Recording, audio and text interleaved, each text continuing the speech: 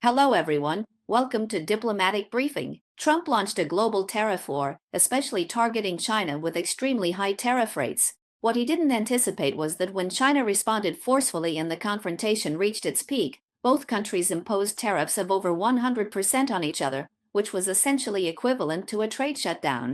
China has repeatedly criticized the United States' protectionist trade policies, saying they will backfire on its own economy. Now, American companies are starting to get hit by Trump's boomerang.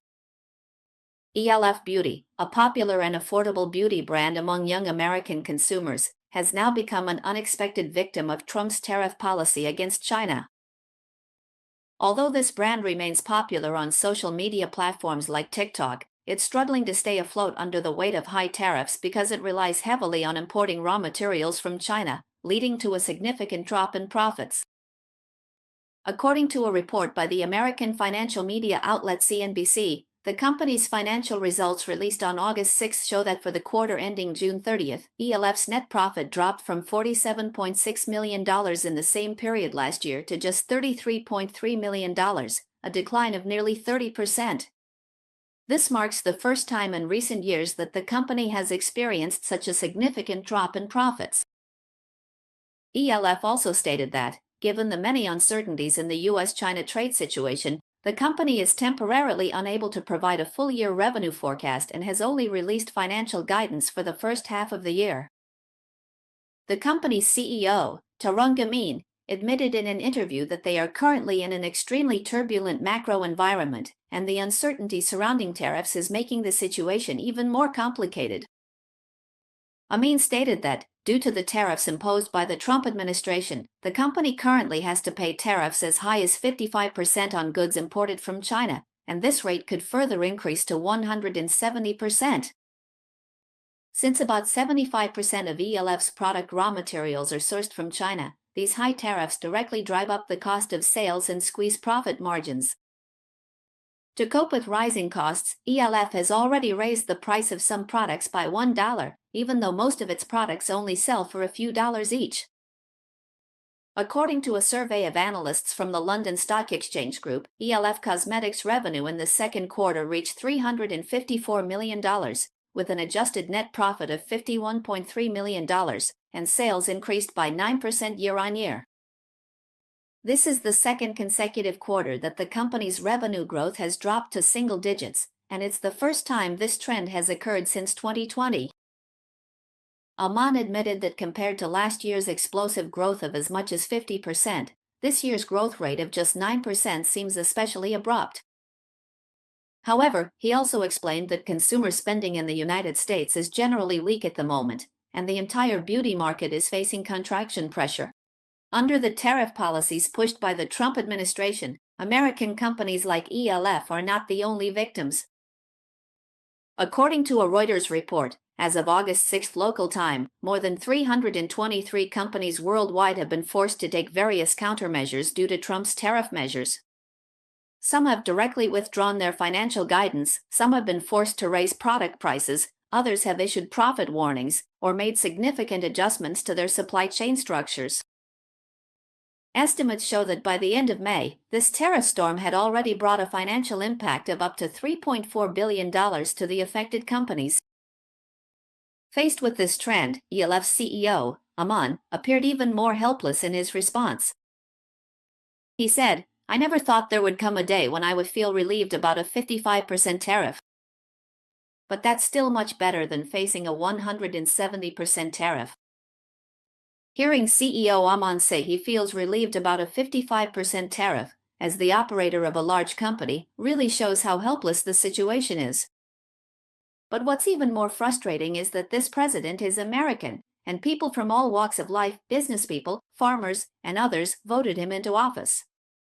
And when this president pushes policies that harm the interests of American businesses, there's nothing they can do to stop him.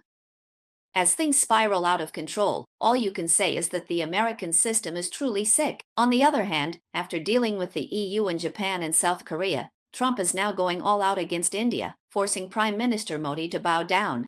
On August 6 local time, Trump signed an executive order imposing an additional 25% tariff on India, citing India's direct or indirect purchases of Russian energy as the reason. With the previous tariffs included, the overall U.S. tariff rate on India has now reached 50%. In the face of Trump's tariff stick, the Indian government has let it be known that officials are preparing for Modi's visit to China. This time, Modi is attending the Shanghai Cooperation Organization summit in Tianjin, which also creates the possibility for a meeting between the leaders of India and China. Potential topics for discussion at the meeting may include further advancing the normalization of relations, such as easing tensions in border areas, resuming direct flights, reopening border trade points, and strengthening people-to-people exchanges. If the visit goes ahead, it will be Modi's first trip to China in 7 years. India's economic and trade relations with the United States are currently at a low point. Against this backdrop, India's readjustment of its relationship with China is seen as a key move that could serve to counterbalance the United States. Lin Wenwan, a researcher and deputy director at the Institute of International Studies at Fudan University, said in an interview with the Mainland Observer Network that Modi has, in fact, been adjusting his previously one-sided policy toward the United States since last year. However, how far he can go in improving relations with China, the Shanghai Cooperation Organization, and Russia remains to be seen. Meanwhile, analysis from BuzzReview suggests that the world is in turmoil and international political relations are undergoing major changes, so the logic that used to work in the past is no longer effective. It is believed that India feels this most acutely. India as a whole is extremely angry about the heavy tariffs imposed by the United States. Prime Minister Modi has not dared to speak out, but Indian parliamentarians are already shouting in anger, asking why China can also buy Russian oil and yet the United States does not impose tariffs on them. Why is it that the United States itself is buying Russian-enriched uranium, but won't allow India to do the same? Isn't this a double standard? The article argues that this is indeed a double standard.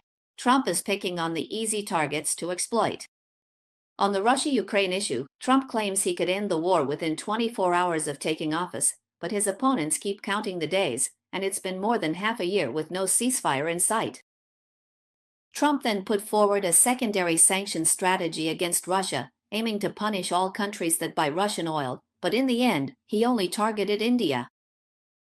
To put it bluntly, Trump doesn't dare offend Putin, nor does he dare offend President Xi, so he picks on India to score some points. India used to play both sides. On one hand, it maintained friendly relations with Russia and even joined the Shanghai Cooperation Organization initiated by China, though it seemed to participate as an undercover agent for the US, opposing everything, yet still acting as America's main anti-China flag-bearer in Asia and taking part in the US-Japan-India-Australia quadrilateral security dialogue. In this environment, India went on a buying spree of Russian oil, refining and processing it for resale, making a huge profit from the war. Former U.S. President Biden also turned a blind eye to this. After Trump came to power, Modi repeatedly claimed that Trump was his friend, and whenever he saw Trump, he would hug him affectionately, almost like hugging his own father. What no one expected was that in the blink of an eye, Trump pulled out a knife and stabbed Modi in the back. This shows that the world has changed.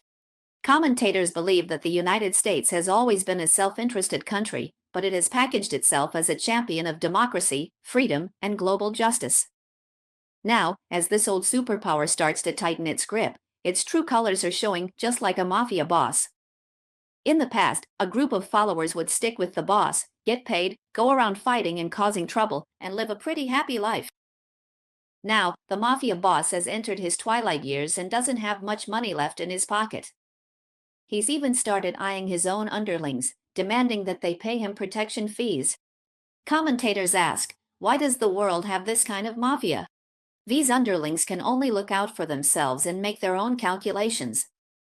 It's likely that America's allies will each respond differently in the future. Among them, Indian Prime Minister Modi is a classic example of a streetwise hustler.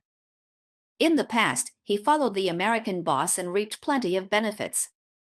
Now that the boss has turned hostile, no matter whether Modi takes a soft or tough approach, Trump will probably force him to kneel. At the very least, India will have to accept high tariffs in trade agreements and open up its agricultural and seafood markets to the US. All of this will be hard for India to swallow. If things aren't handled properly, it could spark farmer uprisings, and Modi might even be forced out of office. Thinking back to the old days, with the US as its backer, India used to act high and mighty toward China. Starting in 2020, India repeatedly provoked China in the Galwan Valley along the China-India border, which led to counterattacks by the PLA. The two sides clashed in small-scale skirmishes, and the PLA fought the Indian troops with spiked clubs. Just think about it, why would a military powerhouse with fifth-generation stealth fighter jets resort to fighting with spiked clubs? You can see that China has really been exercising a lot of restraint, doing its best to avoid falling into America's trap, because the US wants to stir up border disputes for China and escalate them into large-scale conflicts. In the recent India-Pakistan air battle, did Pakistan use the lower-end, Chinese-made J-10C? The J-10C fighter jets have already shot down Indian aircraft, including 3 French-made Rafale jets. This also shows, from another angle, that China actually has overwhelming military power over India, but doesn't want to provoke conflict, so it hasn't shown its full strength. The conclusion of Buss's commentary is that Modi, as a crafty operator, now facing exploitation from the United States, will likely realize that improving relations with China and strengthening economic and trade cooperation is the only way out, and also keeps a backup plan for himself.